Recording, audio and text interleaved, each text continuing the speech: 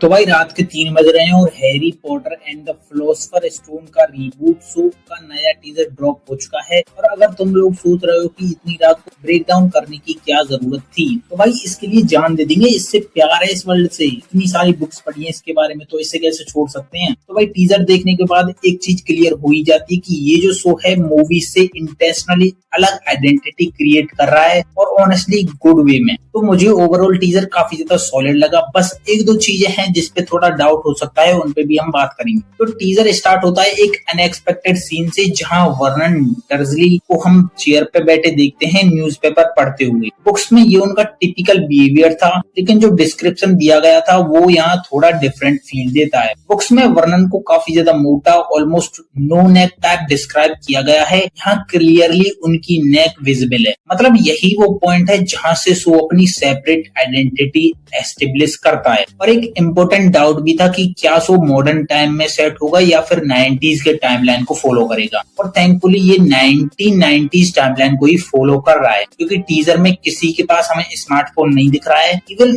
मगलू world में भी लोग न्यूज़पेपर यूज कर रहे हैं। फिर हम देखते हैं कि हैरी का जो आइकॉनिक कपबोर्ड है अंडर द स्टेयर्स, जो उसकी लाइफ का सबसे पेनफुल पार्ट था हॉगवर्ट्स जाने से पहले। लेकिन यहाँ एक ट्विस्ट भी है कि इस कपबोर्ड को थोड़ी पर्सनैलिटी भी दी गई है। वॉल्स पे पोस्टर्स हैं, स्कूल टाई लटकी हुई हमें दिख रही है, जो हैरी के कैरेक्टर और उसके डेप्थ को दिखाती है, जो बुक्स में इतना ज्यादा विजुअली एक्सप्लोर नहीं हुआ था। अगले शॉट में हमें कंफर्म होता है कि हैरी सेंट ग्रेगरीज स्कूल जा रहा है। और यहाँ आता है एक इम्पोर्टेंट कंसेप्ट जिसका नाम है हैरी हॉन्टिंग। तो बुक्स में डडली और उसके फ्रेंड हैरी को कॉन्स्टेंटली बुली करते हैं और उसको चेज करते हैं, जिसे वो हैरी हॉन्टिंग बोलते हैं। टीजर में भी हम हैरी को स्कूल में बुली होते हुए और टॉयलेट में हाइड करते हुए देख सकते हैं। यहाँ शो ने एक अमेजिंग अपॉर्चुनिटी ली है उन मोमेंट को एक्सप्लोर करने की जो मूवीज ने स्किप कर दिए थे, जैसे हैरी का अननोइंगली स्कूल रूफ पर पहुंच जाना और आंट पेटूनिया का उसके बाल काटना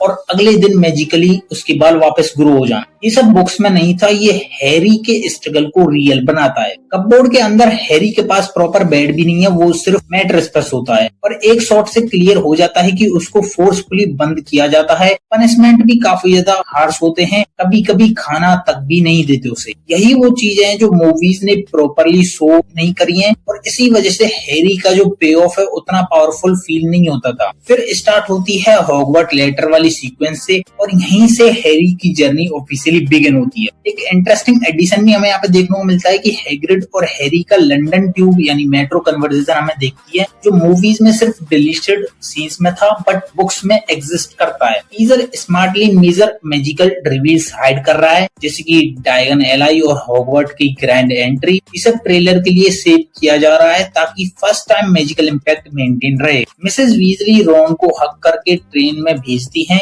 फिर फर्स्ट ईयर स्टूडेंट को हैग्रिड बोर्ड के थ्रू ग्रेट लेक से हॉगवर्ट ले जाता है। ये डिटेल मूवीज में इतनी हाईलाइट नहीं थी, बट बुक्स का आइकॉनिक मोमेंट है। उसके बाद हमें हॉगवर्ट का एंट्रेंस हॉल देखने को मिलता है, जो कि काफी ज्यादा ब्यूटीफुल लग रहा है, लेकिन एक मेजर डिफरेंस के साथ। मूवीज का जो डिजाइन था वो काफी ज्यादा हैवी स्टोन था, बट यहाँ जो डिजाइन है वो वुडन एस्थेटिक हमें देखने को लग रहा है, जिसमें कैंडल्स, लैंप्स और वुडन टेक्सचर भी दिख रहे हैं। ये हॉगवर्ट को फ्रेश फील देते हैं बट स्टिल मैजिक। तो उसके बाद हमें अपने प्रोफेसर मैगोनिगल का लुक काफी ऑन पॉइंट लगता है। सॉर्टिंग है थोड़ी ज्यादा डिफरेंट डिजाइन की है, बुक्स वाली वॉर्न आउट फील है, but colour tone slightly change लगता है। उसके बाद हमें हैरी, रोन और हरमाइनी को हॉल में कैजुअली वॉक करते हुए देखते हैं। ये एक बहुत बड़ा अपग्रेड है। मूवीज में हर सीन प्लॉट ड्रिवन होता था, यहाँ शो में टाइम और एटमॉस्फेयर दे रहा है। यही वो चीज है जो बुक्स को स्पेशल बनाती है। एक क्लासरूम शॉट में हम देखते हैं कि कैंडल लाइट सेटअप है और स्टूडेंट बोर हो रहे हैं। स्ट्रॉन्ग चांस ये है कि ये होंगे प्रोफेसर बीन्स की हिस्ट्री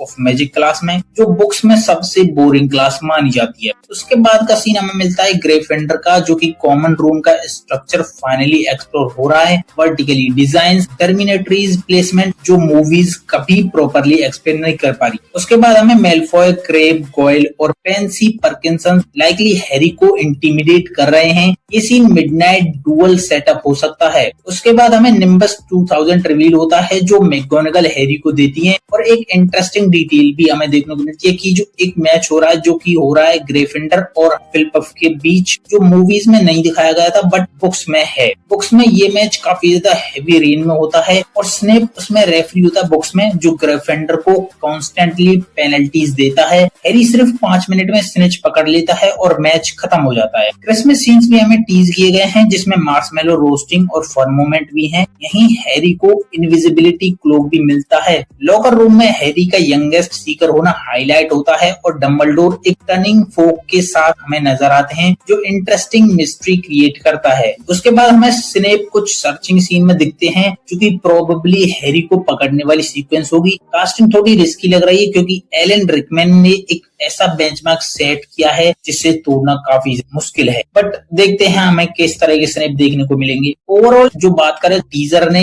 इतनी ज्यादा स्टोरी रिवील नहीं करी है, सिर्फ फीलिंग और नॉस्टैल्जिया पे फोकस किया है जो कि काफी ज्यादा परफेक्ट है। अगर ये शो बुक्स की डेप्थ कैप्चर कर लेता है तो हो सकता है ये हैरी पॉटर का सबसे बेस्ट एडेप्टेशन बन सकता है। बाकी तुम्हारा क्या ओपिनियन है इसके बारे में? टीजर ने एक्साइट किया या डाउट बढ़ गए? कमेंट में जरूर बताना और लाइक, शेयर और सब्सक्राइब जरूर करना। तो मिलते हैं अगली वीडियो में, तब तक के लिए देखते रहना द हैरी शो।